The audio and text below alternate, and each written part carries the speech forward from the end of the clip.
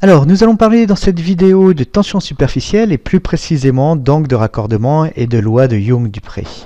Alors, la tension superficielle, c'est ce qui est à l'origine de toutes ces bizarreries comme les guérisses qui marchent sur l'eau ou bien une aiguille métallique capable de flotter à la surface d'eau ou bien tout simplement de la forme d'une goutte d'eau qui, si on prenait juste les lois de l'hydrostatique, devrait être complètement étalée à la surface d'une feuille. Alors le phénomène qui intervient et qui permet tout ça, c'est la tension superficielle. Cette tension superficielle, ici c'est l'exemple d'un film de savon avec une barre amovible, elle va tendre à réduire au minimum la surface du film et donc elle va exercer une force qui sera perpendiculaire à l'interface avec un module qui sera égal au coefficient de tension superficielle multiplié par la longueur de contact.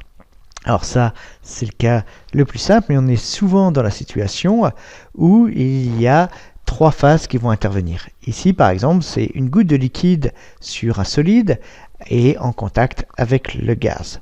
Et dans ce cas-là, on a besoin de définir ce qui est l'angle de raccordement, qui est l'angle formé par la surface du solide avec la tangente à la goutte du liquide qui est déposée sur ce solide, et cette tangente passe par le bord de la goutte.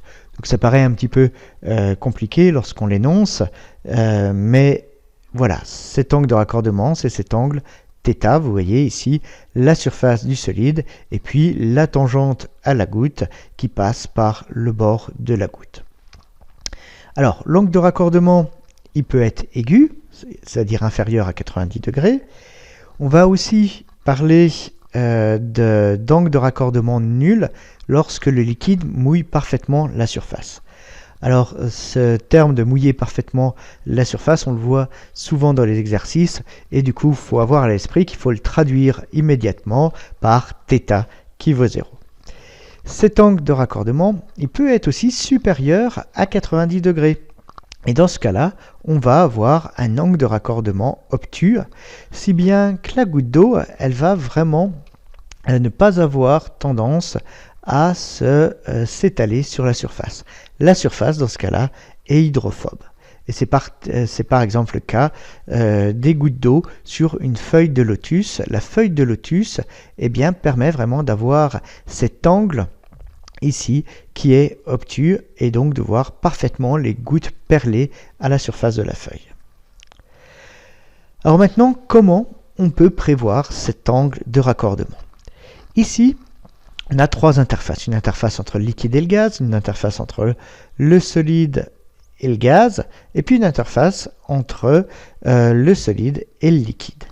Et pour chacune de ces interfaces, on va avoir un coefficient de tension superficielle qui va intervenir, qu'on a noté ici sigma liquide-gaz, sigma solide-liquide et sigma solide-gaz.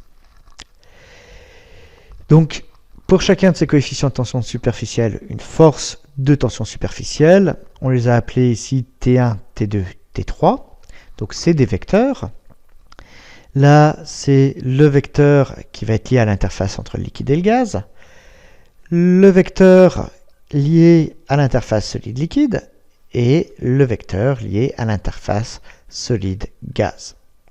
Alors, les modules de ce vecteur, c'est à chaque fois la longueur de contact multipliée par le coefficient de tension superficielle pour l'interface considérée. Donc ici, ça correspond au module de la force.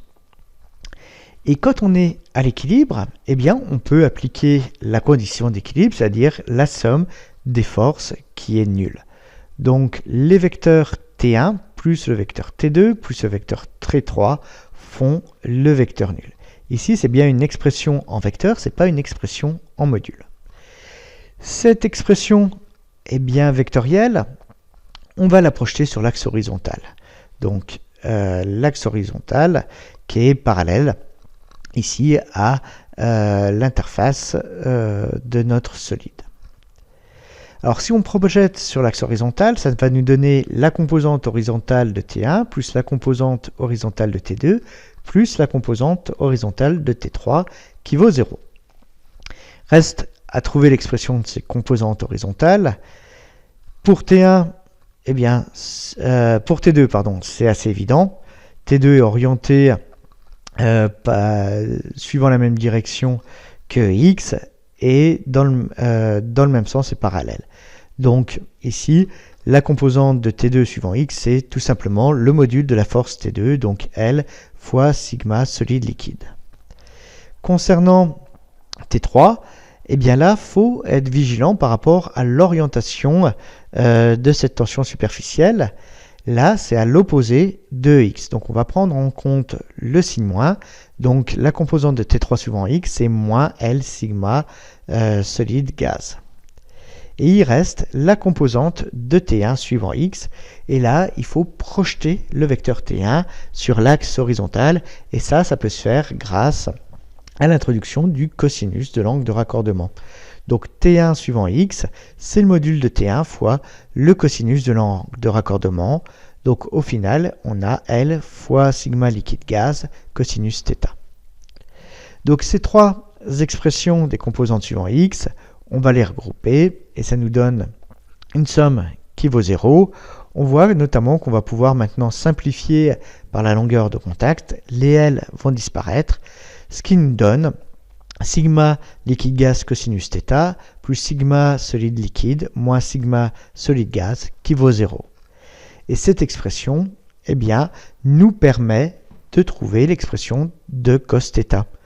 Cos θ, c'est la différence entre la tension superficielle solide gaz moins la tension superficielle solide liquide, le tout divisé par le coefficient de tension superficielle entre le liquide et le gaz.